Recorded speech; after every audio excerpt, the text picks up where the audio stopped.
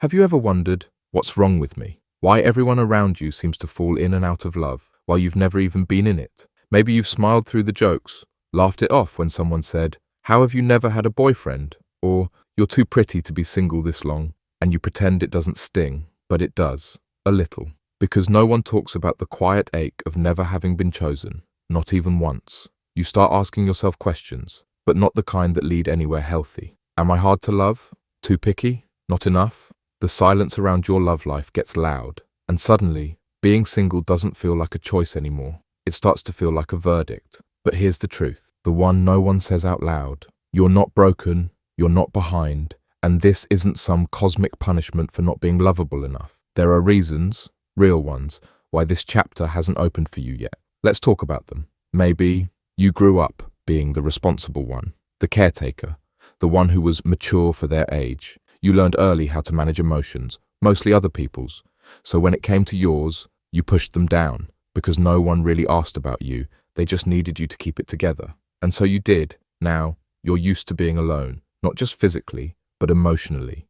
You process things on your own. You lean on yourself. You feel safest in solitude, because at least there, you're not disappointing anyone. And love? Love sounds beautiful in theory, but terrifying in reality, because it asks you to be soft, to be seen, to be chosen, and possibly left. Or maybe you've never been in a relationship because deep down, you're still trying to love the parts of yourself that you're afraid someone else won't. You've built a whole life, maybe even a successful one, but part of you is waiting for someone else to validate your worth. And here's the plot twist, that waiting becomes a wall, a quiet belief that love will fix something inside you, when really, that's something only you can do. It's not that you don't want love, it's that you're trying to protect yourself from it. You protect yourself from heartbreak by avoiding the starting line altogether. You tell yourself it just hasn't happened yet, that you're focusing on yourself, that you're not settling. And all of that might be true, but part of it, maybe a small, honest part, is fear.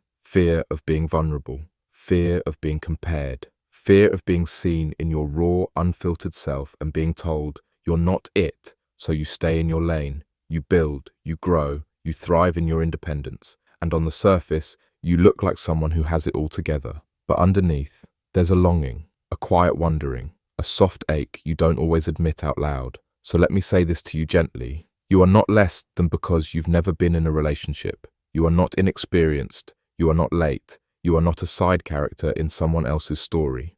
You are someone who has been loving in different ways, just not romantically yet. You've been showing up for friends, family, yourself. You've been doing the inner work, learning who you are, healing things people in relationships often run from, and that matters.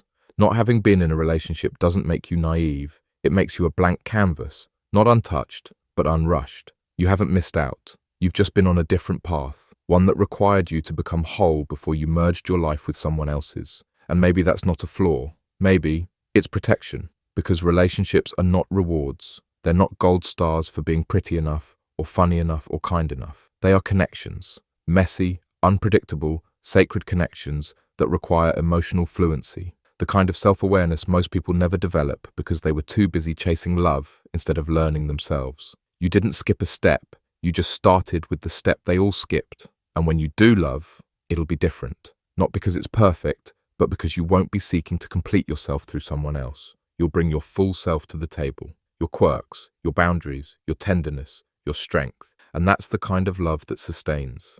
Not one built on urgency, but on understanding. So if you're watching this, thinking about the years that have passed without a single hand held or heart given, please know this, your timeline is not broken. Your value is not on layaway until someone decides to love you. You are worthy now, right now, without a title, without a +1, without proof. And when that relationship does come, if and when it does, you'll enter it with depth, you'll love with intention.